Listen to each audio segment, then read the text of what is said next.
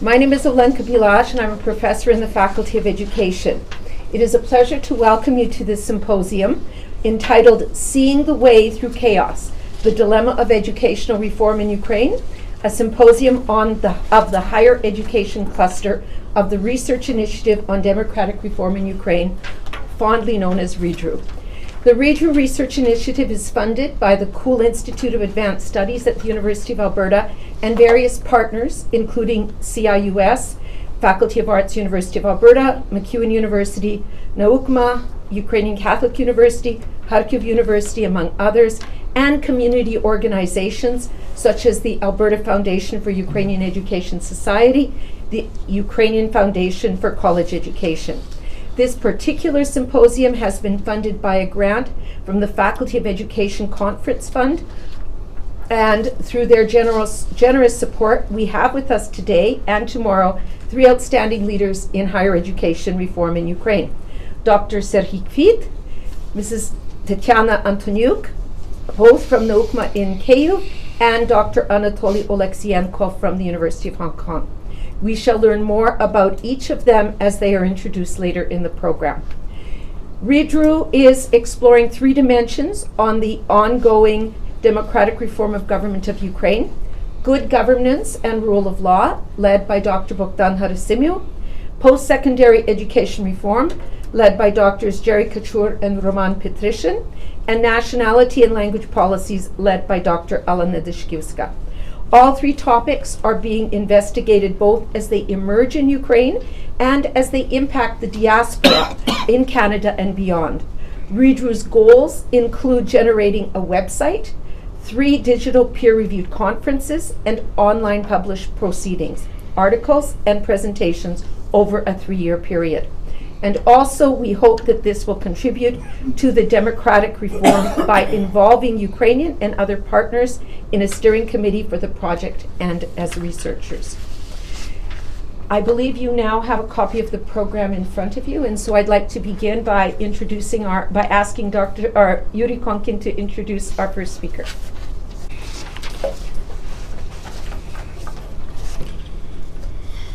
Good morning, dear colleagues. I'm really glad to be here with you and speak about current situation in higher education area of Ukraine. The topic of my presentation is implementing Ukrainian law on higher education successes and challenges.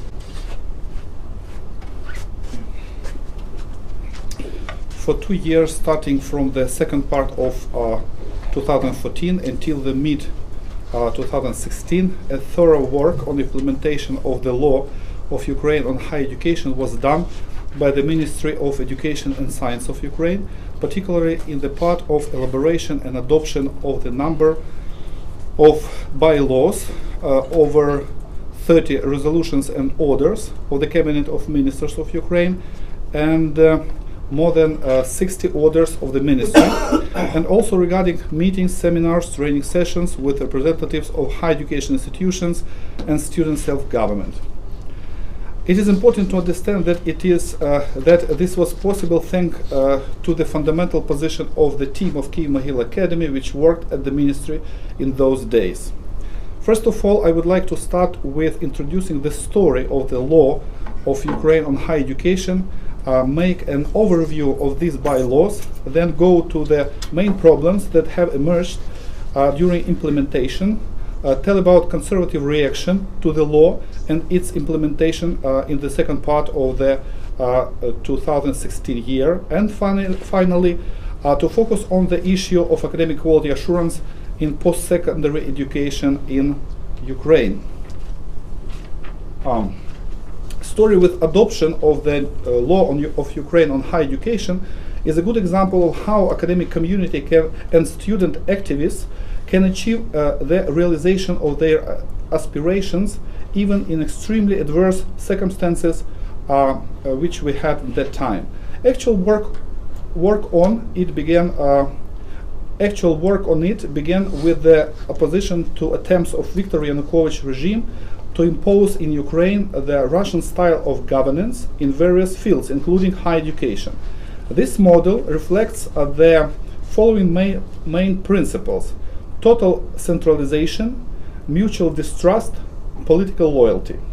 In November 2010, the current Minister of Education and Science of Ukraine, Dmytro Tabachnik, presented the bill on higher education, which was based on the principles of centralization, more rigid than in Soviet times. His purpose was to build a power structure: the President of Ukraine, the Minister of Education, and the Rector. And no space was left for university autonomy and freedom of speech. The only Kyiv Mohyl Academy publicly opposed such legislative initiatives. Tabachnik expected his bill to be endorsed in the parliament by the beginning of 2011. All Ukrainian mass protest campaign called against the degradation of education took place since 2010 to 2013, organized mainly by public youth organizations and student self-government. In the 2012-2013 intentionally created working group was involved in the elaboration of the text and then in promoting of the draft law on higher education. In the result, the victory of the Revolution of Dignity enabled its adoption. The new law was approved by the parliament on July 1 and then came in force on September 6, 2014. It is based on the concept of comprehensive university autonomy, academic, financial, and organizational. The third cycle of education, the PhD level, was introduced by the law, which also emphasized the necessity of the interdisciplinarity, integration of higher education and scientific research, protection of intellectual property, internationalization, etc. Disadvantages of the law were associated with the main principle of the working group, consensus. Since it was important to maintain the unity of all stakeholders, among them universities, the academies of sciences, students, employers, trade unions, independent experts, etc. In opposition to the political regime, it was decided to bypass discussing all sensitive issues unacceptable for at least one stakeholder through the reaching consensus. For example, student scholarships were provided on the level of minimum cost of living, which is impossible for different reasons. Besides, with the establishing of PhD, were left a Soviet concept of Doctor of Science. Was held a weak analogy with Doctor Habilitated in Germany and Poland, as well as post-Soviet doctorantura, completely useless against the background of structured PhD programs, was maintained. Later, during the implementation, we had seen that it was impossible to convince all members of the academic community in need for various reforms, which caused dramatic changes, because in one way or another that would affect someone's important, according to current professional culture, interests, including corruption ones. Extremely interesting debates and discussions that then continued online were taking place at the Kyiv Polytechnical University. Anyone could join the working group, which considered about 4,000 proposals and amendments to the text of the bill offered by more than 100 different organizations. Adoption by the Verkhovna Rada, its Ukrainian parliament, of the law on higher education in the summer of 2014 brought the new task to the agenda, its implementation that would change the way of academic life. It is important to stress that ideologically a concept of comprehensive university autonomy doesn't mean the presence of special neoliberal policy in reformation of higher education in Ukraine.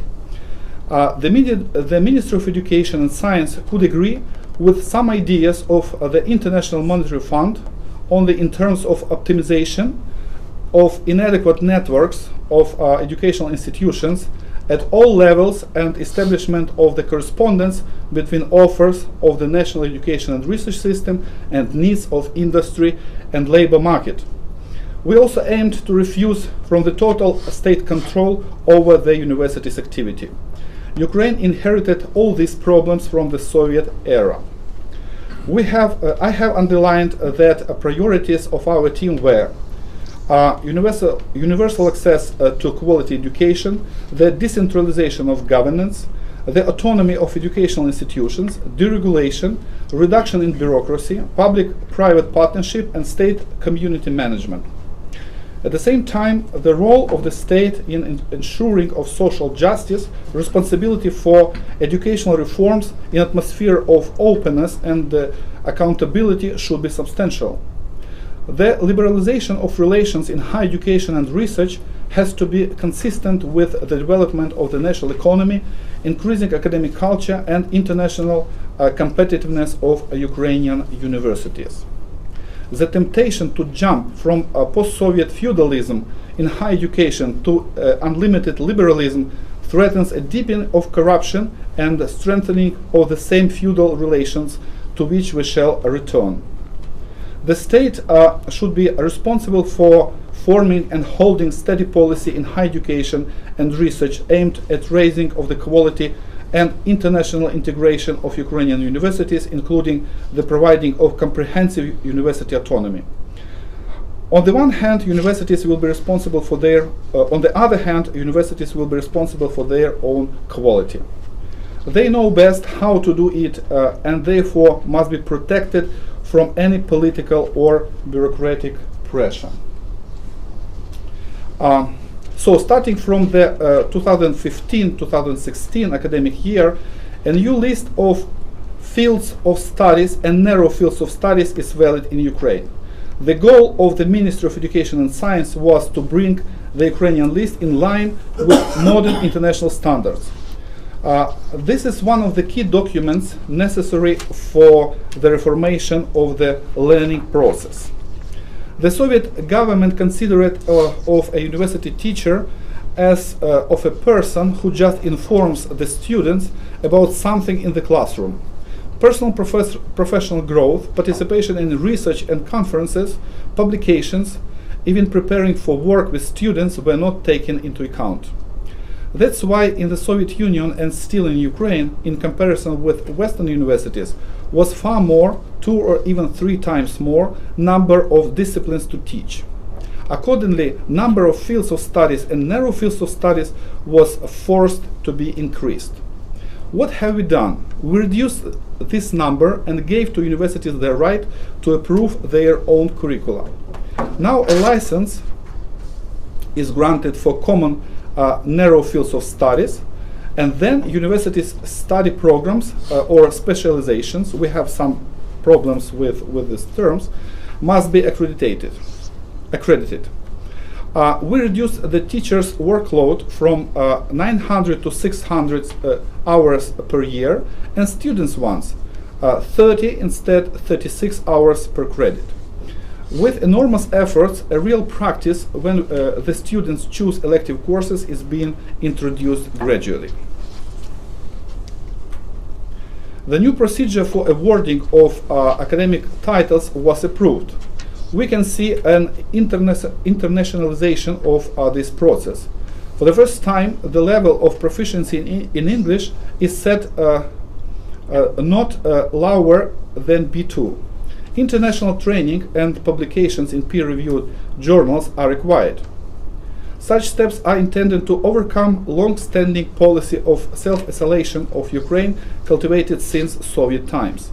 There are many unknown to anyone so-called scientific journals in Ukraine which no one reads them except the authors. Or it can be said that the authors are looking for reading just their own articles. Therefore, the policy of the ministry encourages Ukrainian academic institutions to promote their journals in professional databases, first of all such as Scopus and Web of Science, and also researchers to publish their works in international peer-reviewed journals. The system of training PhD and doctors also was changed. The main goal is the same, internationalization and increasing the overall professional level of researchers. Now, unlike the Soviet postgraduate, new PhD programs, the third cycle of higher education, have intensive learning process with special emphasis on English. 2 tutors can work with 1 PhD student. The students have to conduct their own research, participate in international conferences, and communicate with foreign colleagues, publish the results of their research in peer-reviewed journals. These changes were based on experience of Doctoral School of Kyiv-Mogil Academy, founded in 2008. The process of the development and implementation of new standards of higher education has started. For this purpose, the procedure for competitive selection of members of the Scientific Methodological Council and Scientific Methodological Commissions of the Ministry of Education and Science of Ukraine was stipulated. Also were prepared guidelines to develop new standards for higher education. These standards include requirements for the content and results of educational activities at each level of higher education within each narrow field, including the number of credits of the European credit transfer system, the list of competencies, normative content of training formulated in terms of learning results, requirements for availability of the system of internal education quality assurance. Associations of employers play an important role in shaping standards of higher education. Ministry of Education and Science of Ukraine abolished all regulations that restrict or prevent implementation of the principle of academic autonomy of universities, as well as those that set some mandatory courses regardless of narrow fields. The obligatoriness of educational professional programs of the standards of higher education was changed to recommended status. Previously, these programs have set the list of mandatory disciplines for specific areas of training. The practice of such forcing and compulsory dates back to the Soviet times when ideological Marxism-Leninism disciplines were mandatory.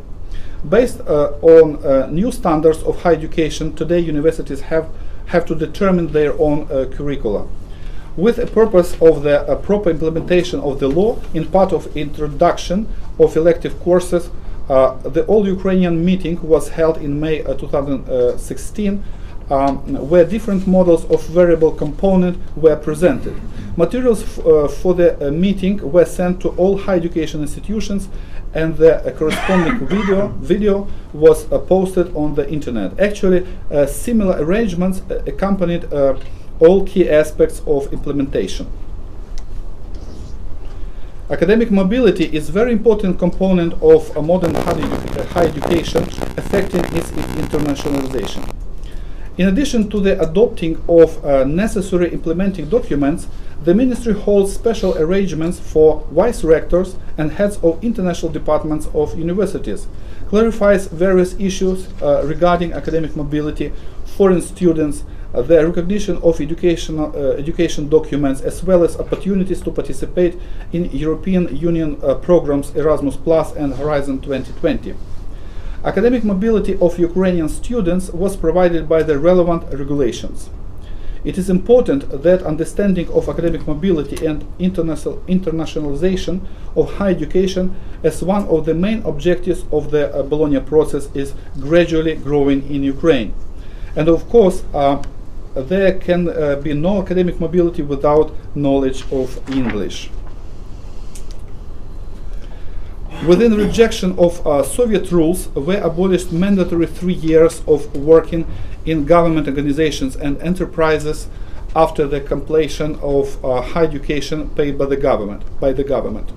This rule was observed for 3 reasons. Firstly, the bigger part of state budget revenues come from private enterprises and not from the state ones.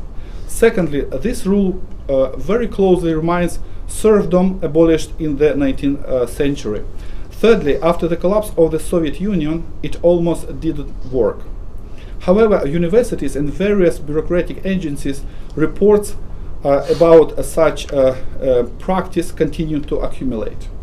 The ministry confirmed the right of graduates to make their own choice of workplace.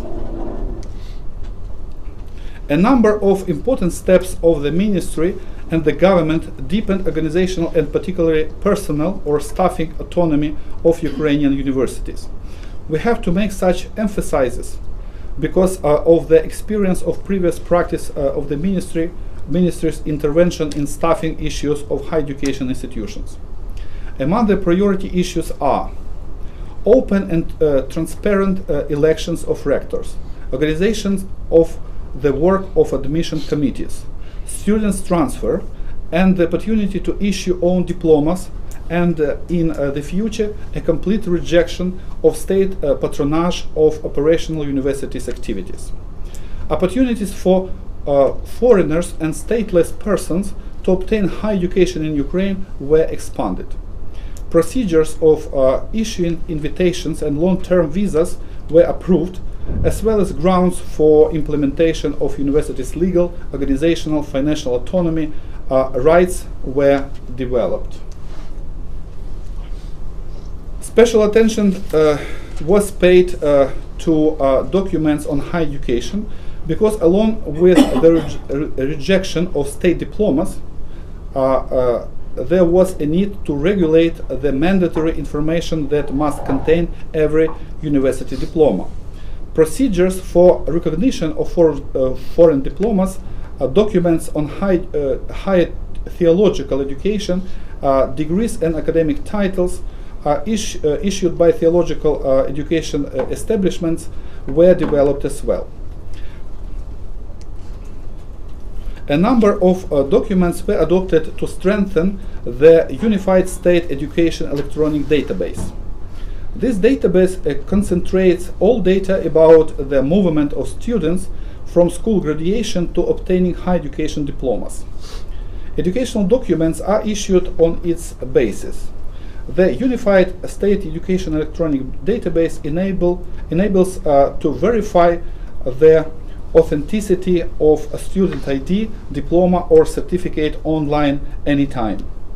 One of examples of preventing corruption activity is regaining of state control over the issuance of educational documents and student ID, maintaining the Unified State Education Electronic Database and decentralization of documents production. It is about elimination of artificial monopoly created with the purpose of private enrichment. Monopoly made educational documents more expensive than they can actually be. We anticipate that in the future, with development of university autonomy, accumulation of experience, increasing of professional responsibility, all information about issued diplomas will be available online exclusively on universities' websites.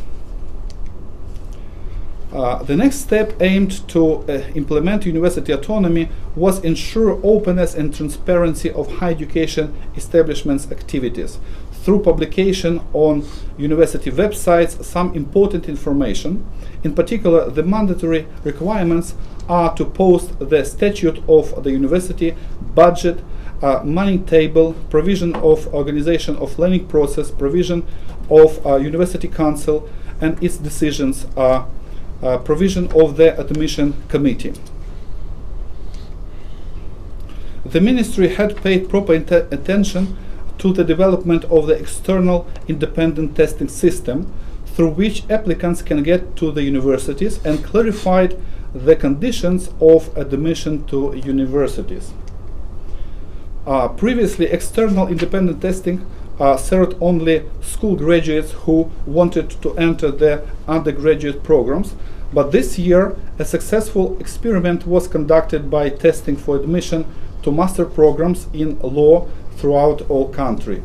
In today Ukraine, the system of external independent evaluation is the only way to be accepted to the university because it minimizes the threat of corruption at admission. In the future, along with decreasing the number, currently we have up to 1,000 universities and their branches, and improving the quality and competitiveness of Ukrainian universities, they will have the right to nominate their own requirements for applicants besides testing certificates. The Ministry of Education and Science of Ukraine always takes care of universities evacuated from the occupied territories.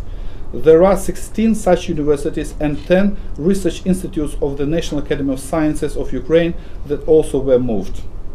Mostly they stayed on the territory of the Donetsk and Luhansk regions controlled by Ukrainian government. After all, teachers and students want to be closer to their homes that they were forced to leave.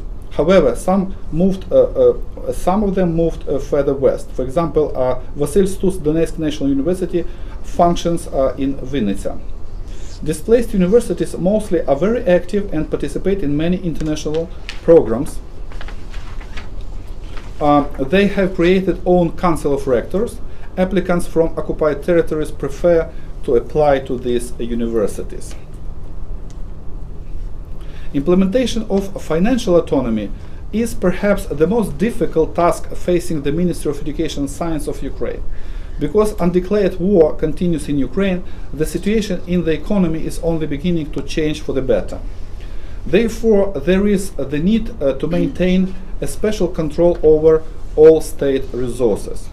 In particular, finances are allocated through the state treasury, a relic of the Stalinist system. It still saves all university funds.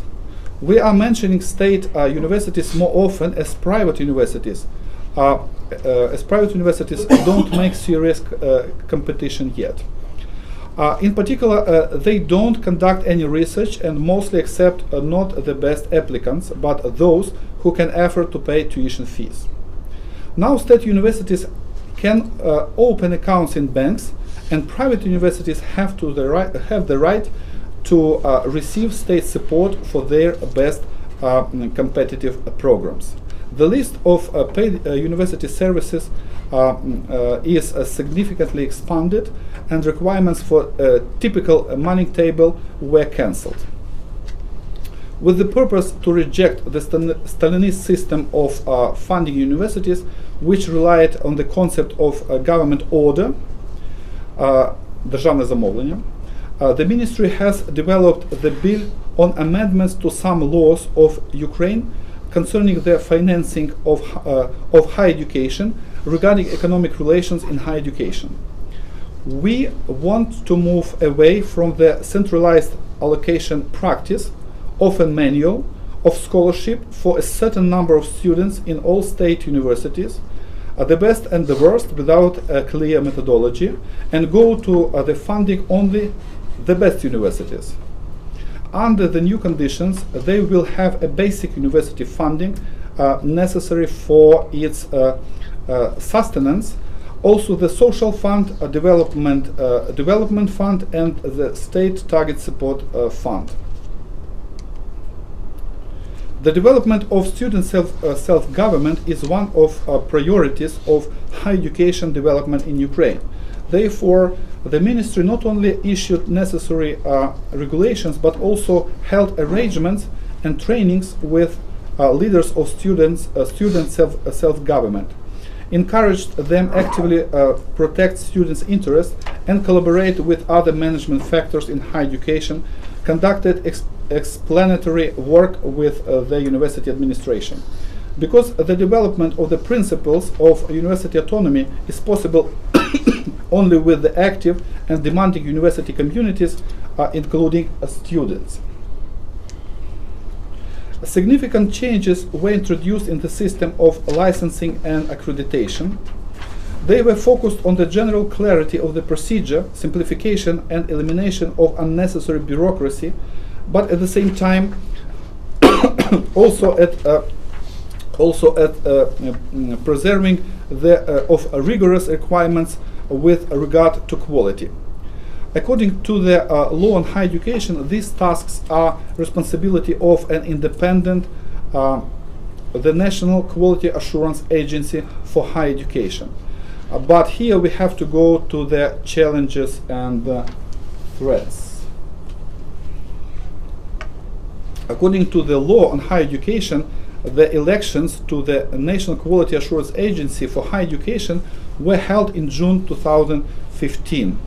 Due to the fact that they were corrupt As the Ministry of Education and Science of Ukraine, I did not recognize their results and suggested to make amendments to the law specifying elections procedure and requirements for candidates, and only after that to hold new elections. Because the draft law on higher education was created in adverse terms of opposition of academic community to the Ministry of Education and the political regime, the goal of the developers was to protect academic freedom and interest of universities from the tyranny of the ministry.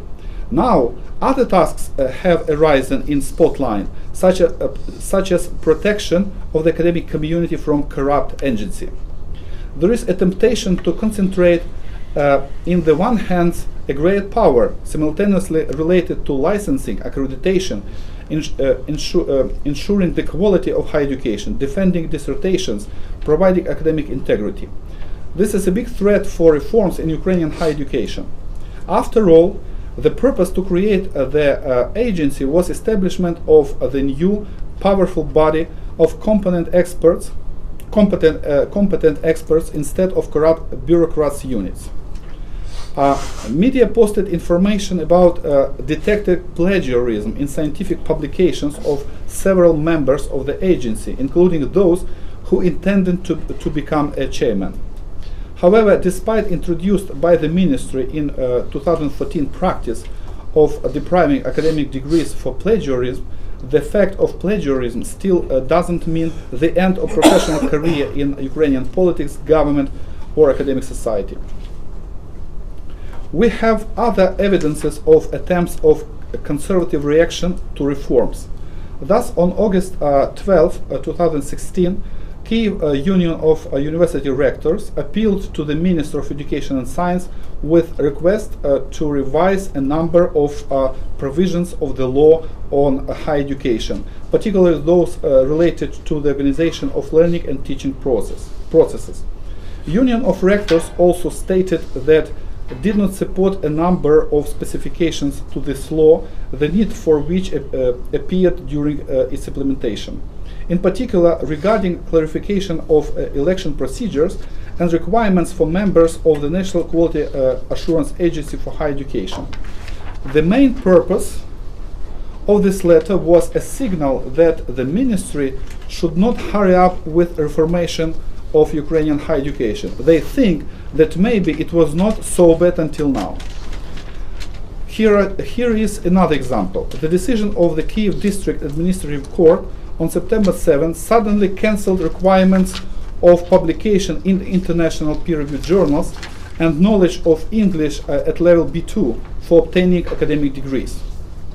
The current Ukrainian courts can make amazing decisions. Therefore, it is important to keep trend for openness and collaboration with global academic community, talking in common language, remembering only about international quality criteria in cooperation and competition. The problem is that the Ministry of Education and Science is really trying to reduce the requirements on English language competence and the other demands for Ukrainian internationalization in higher education and research. Conclusions. Only principal position of the Ukrainian academic community can give a new impulse to the reform of higher education. More specifically, it is about the desire of Ukrainian universities to move towards full autonomy and responsibility, as higher education reform is the reformation of universities themselves. Autonomous universities are not synonyms to feudal fiefdoms with subsistence economy and dominance of post-Soviet management practices that have nothing common with the essence of the modern higher education institutions. Based on these examples of implementation of the progressive law on higher education that was elaborated and supported by Ukrainian academic community and following conservative reaction to it, the best suggestion would be to offer many specific initiatives aimed at steady implementation of its rules and changes in Ukrainian academic life. Therefore, Kyiv-Mohyla Academy established of own Center for Academic Quality Assurance by the decision of the University Senate on 24 June 2016. There are no similar centers in Ukraine. And tomorrow my colleague Tatiana Antoniuk will present the concept of this center. And thank you for your attention. And I am ready to answer to your questions. Thank you.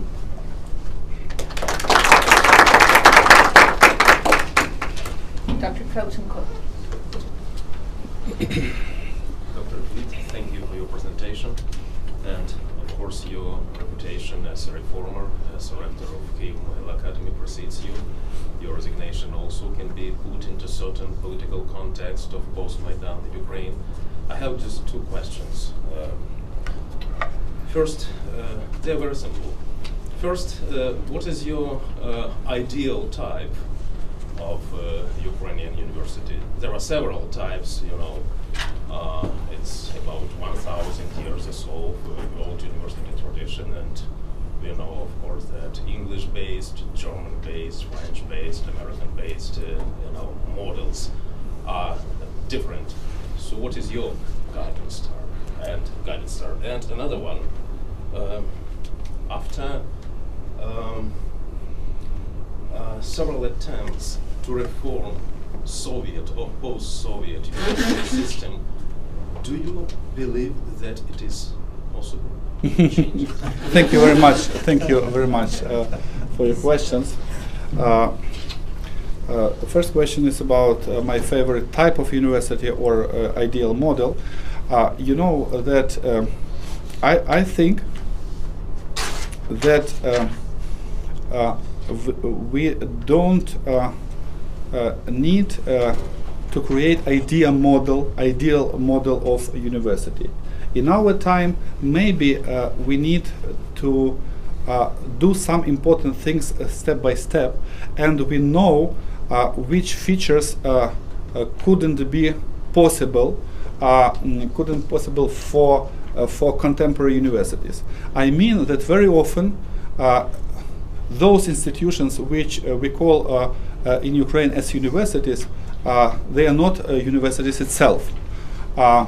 And that is why, first of all, we need, as I mentioned, we need to cut the number of our universities, because in our circumstances, all branches, in fact, are separate universities with their own rules, policy, and so on. And we need to increase the quality of our universities. I think, by the way, we had some conversations with our colleagues here in Canada, and if we talk about higher education institutions in Ukraine which don't conduct any research, it doesn't mean that it is they are teaching universities. They are not universities itself. That is why in our time, in our period of reformation, we need to do some important things. And I try to describe some of them, and it is not the time of creating the ideal model. I can also add that when we prepared some documents regarding, for instance, the model of our PhD programs, or when we thought about how we can change our universities, first of all, we remember about North American and British experience, because very often European experience, of course, it's very interesting from the point of view, you know, some concrete programs, maybe some ideas and so on, but their system very often is understandable only for them, you know. But North American and British system is more open, more understandable, more clear, and that is why in higher education we were oriented mostly the British and North American system. If we thought about other levels of education, like secondary education, for us the best examples were experience of Canada and Finland, maybe first of all. If we thought about vocational education, maybe Germany and Holland. It means we have we try to use different experiences. Just to clarify, if I may, you know, of course, that this classical model of Humboldt's university is in deep intellectual and institutional crisis. And my impression is that your presentation you used on the idea of the definition of the concept of university autonomy, which is associated with this classical model. So my impression is that we are trying to imitate this once again, to revive this classical model when American and even Canadian experience is quite different. It's a different world, and these you know, old good traditions of classical professor, students, body autonomy is almost over. Yeah, yeah. You know that first of all, I believe in university autonomy, and at the same time we don't. For instance, if we look at Kyiv-Mogil Academy, our institution is very decentralized, and it means that we don't have the same concept for all our departments or faculties, you know, and that is why it's very interesting when we have meetings about our internal experience. But what I mean, first of all, we need to do eliminate corruption from the university. It is important for us.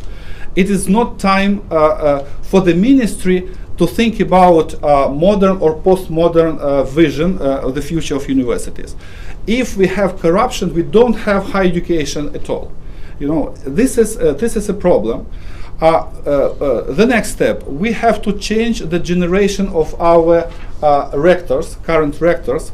A lot of rectors occupy their positions from the Soviet period of time, or from 1990s. You know, and all Ukrainian good universities, of course, in comparison with other Ukrainian universities, all our best universities have new teachers.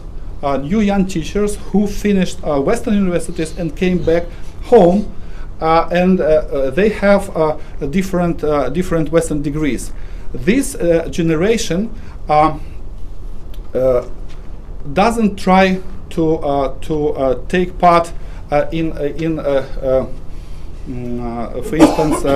They don't struggle for the position of rectors of universities. I don't have any example when young people who work at their own universities where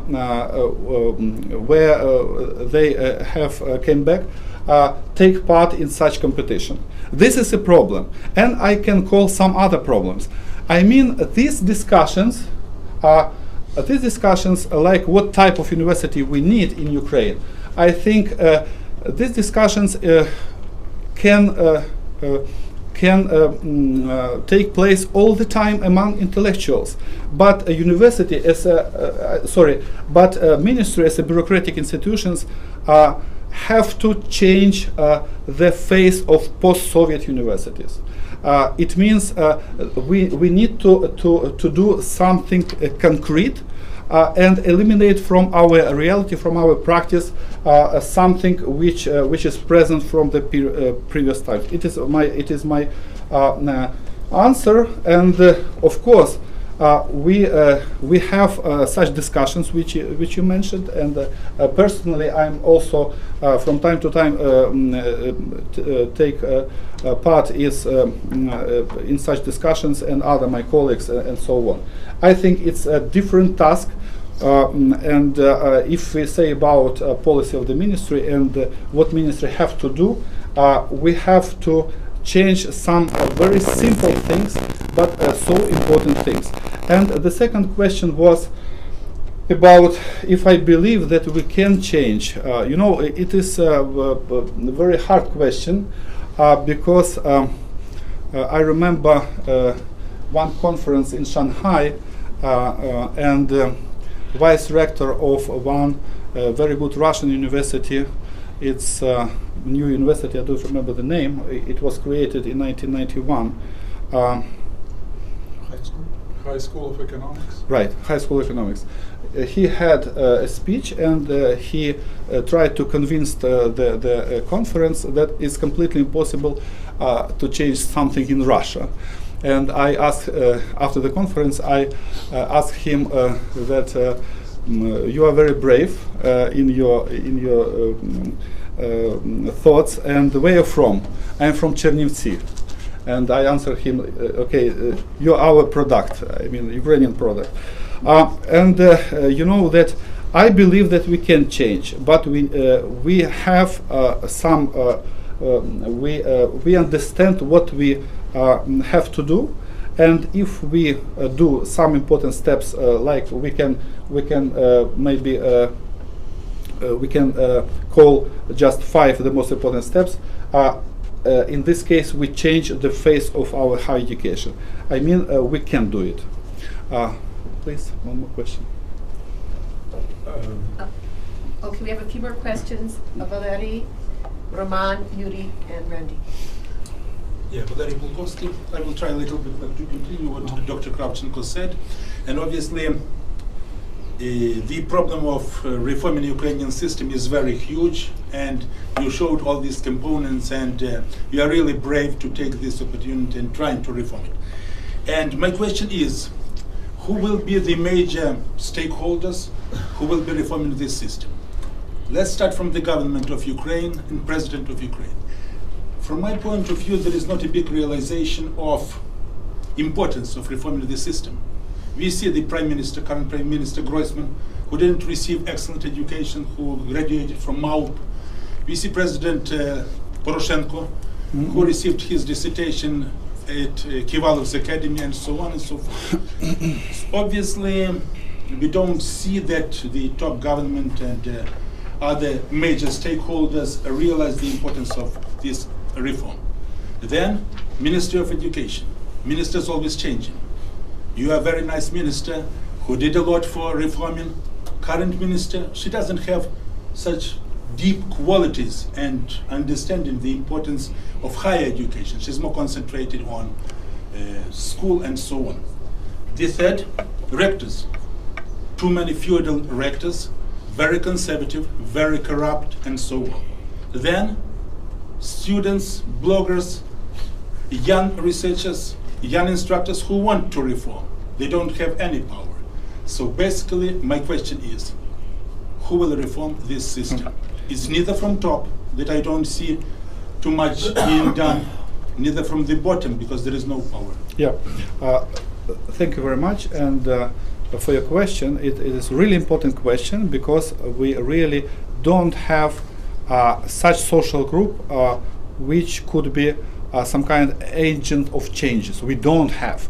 If we mention students, it's not this group, you know, because we have some sociological research about corruption within the universities, and we know, according to such research, first of all, it's from a democratic foundation, democratic initiatives, and some research was conducted by the leading of Kharkiv National Karazin University, that students are more corrupted than teachers, because they have very creative and practical mind, you know, and it means it's not they are not leaders of reforms, and that is why, as I mentioned, I believe in university autonomy. We can change something only if our academic community, which should include students, teachers, and other people who work for the university, all of them must be very, you know, all of them must have very strong requirements to each other inside of the university. And that is why we can't have negotiations as a ministry, for instance, with different institutions, higher education institutions, because on one side we have the pool of top universities, and on the other hand we have a lot of you know, institutions which are not universities. That is why we have to close a lot of universities, which is only formally called have such name. During 1.5 years, when our team worked at ministry, we closed about 100 universities and branches. It's so small number, and it means that we should push for the special activity of all members of academic communities. It is our way, and I believe that according to such concept, we could create our universities. And it's interesting that you are right that our politicians, generally speaking, are not ready for changes, and it is really disaster for Ukraine if if they even say something about importance of education and research. They at the same time they don't think so. You know, it is a problem. It's a psychological problem of our politicians, generally speaking, and our rectors, of course. That is why I believe only university autonomy is the right way for the changing of our universities, including students' activity, of course, because in time of Revolution of Dignity, students were very active and they did a lot for this revolution. Sorry, in the interest of time, I'm going to ask the three people who want questions to please raise their questions, and then Dr. Kvit can perhaps answer them together. Mm-hmm. Roman, your question? My question, I guess, has to do with whether or not the ministry keeps statistics on, or some sort of evidence of what is succeeding, what is not succeeding.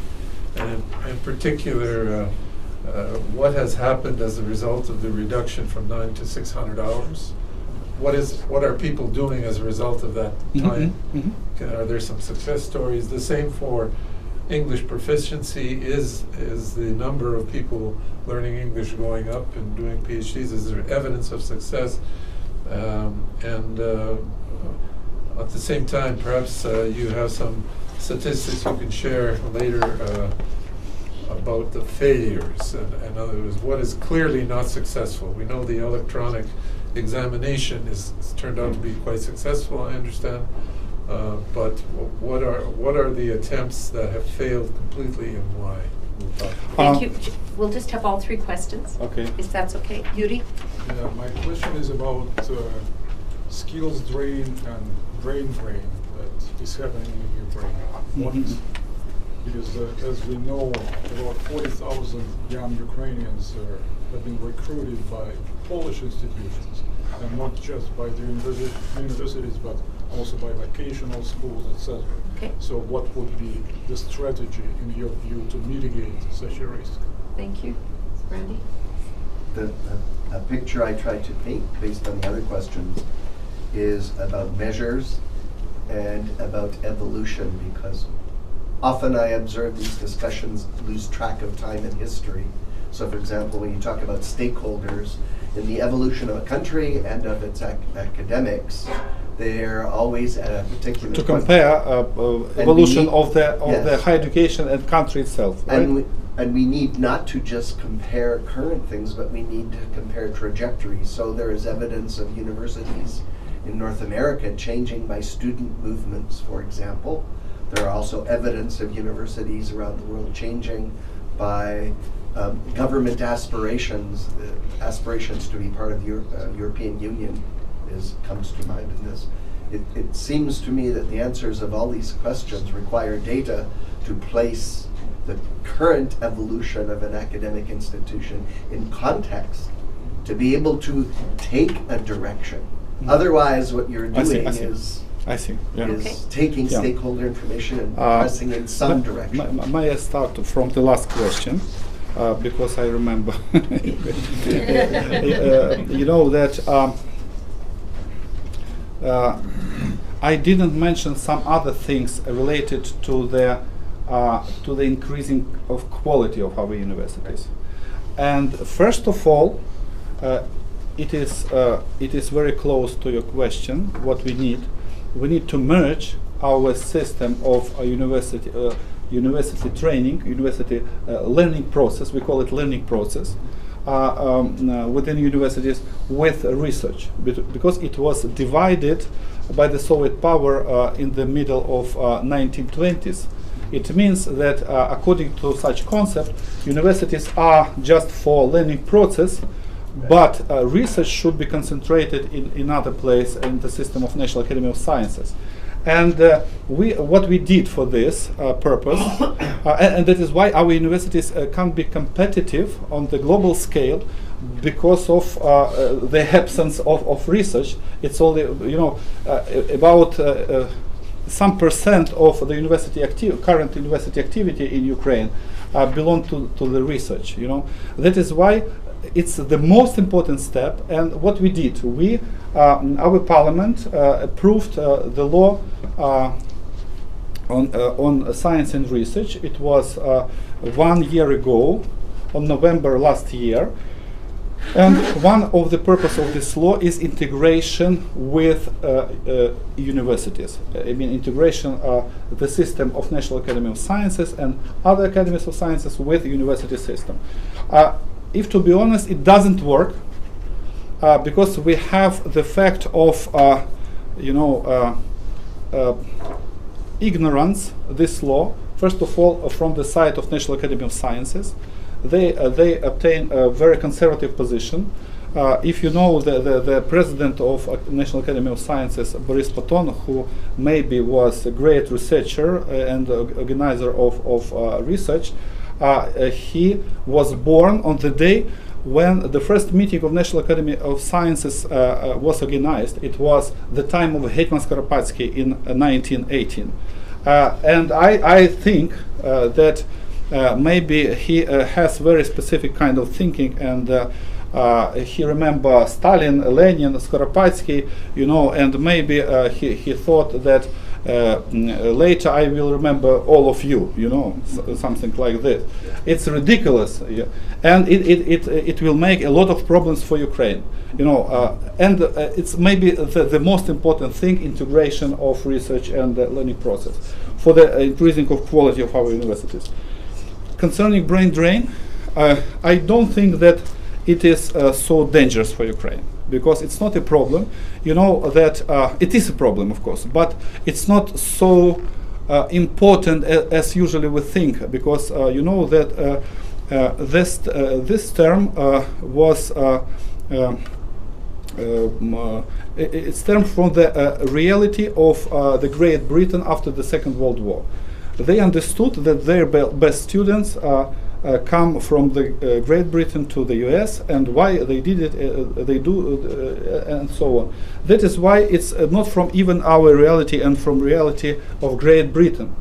And for Ukraine, I think, for current Ukraine, it is important to send much more students and teachers abroad. The problem is that we have to change our country, and they must feel that they could be important for their country, and why they can be back to Ukraine and collaborate with their own universities and different institutions. But our academic community must have the opportunity to compare our reality, academic reality, and Western academic reality. That is why I think we need to send more and more people to abroad, and you know that it's our principal policy of Kyiv Mogil Academy, and it's very, believe me, it's very successful policy. The problem is in reformation of our country, in changing within our country. And the first question was about some statistics. First of all, we reduced the number of hours teaching workload. You know why we did this? According to different steps focused on changing of our learning process, today our students have the opportunity to choose different courses, different subjects, not only within their faculty and departments, but from other faculties in other specializations. It is very important for us, and of course it is quite hard to organize in the right way in different universities. But we really have different evidences that it is going on. It is increasing this process. And if teachers have more time besides their classwork, in classroom, they have more time for participation in different research programs. They prepare their publications and so on. So on. It's for the time for the personal development of teachers. It is important. As I mentioned, if we compare our reality, I mean Ukrainian reality and the reality of Western universities, our students also had spent really a lot of time in classrooms. Today they have more time for more free time, and they can use this time in different ways, you know, and